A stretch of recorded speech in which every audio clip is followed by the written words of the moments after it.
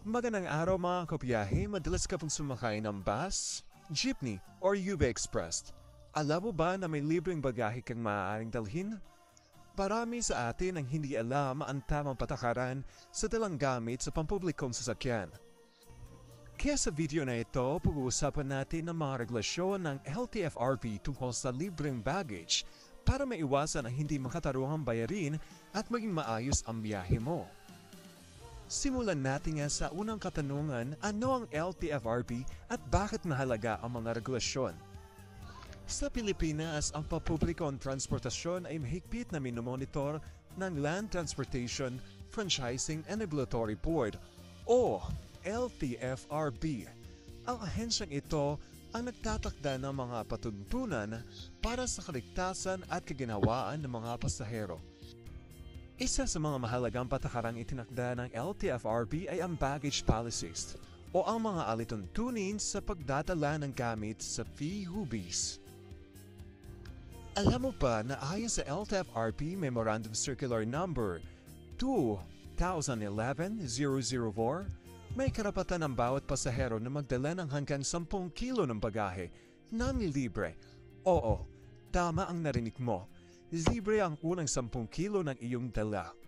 Pangalawa, kung lalagpas dito, maaaring maningil ng dagdag na bayad ang transport operator.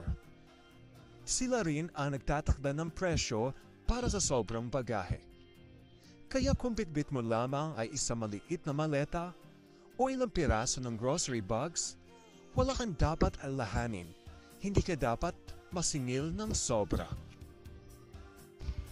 Ngayon baka minsan ay nainis ka na kapag may baggage inspection sa terminal. Pero alam mo ba na ito ay inutos ng LTFRB sa ilalim ng Memorandum Circular Number 90009 noong 1990? Ang layunin nito ay pigilan ang mga illegal na kargamento tulad ng mga smuggled goods o delikadong bagay.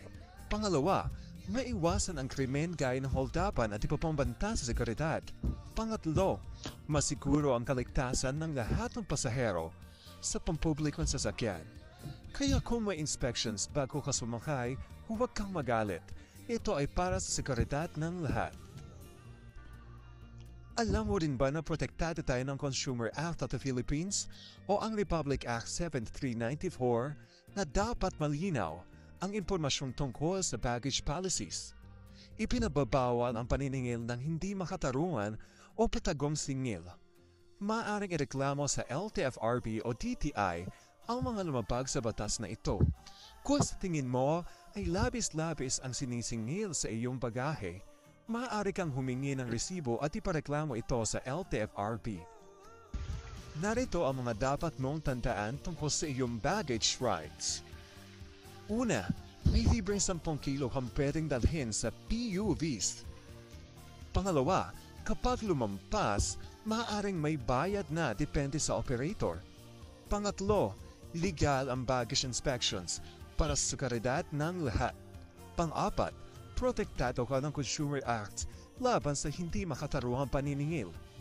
Kaya kung may abusadong maniningil ang sobra, huwag matakot magtanong at ipaglaban ang iyong karapatan bilang pasahero. Ngayong alam mo na ang iyong mga karapatan sa libreng bagahe, ibahagi mo ito sa iyong pamilya at mga kaibigan. Mas marami ang may alam, mas mahirap abusuhin. Kung may reklamo, tumawag sa LTFRB hotline o bisitahin ang kanilang website. At syempre, mag-ingat at maging matalino sa iyong mga biyahe. Maraming salamat sa panonood. Safe travels, mga kabiyahe!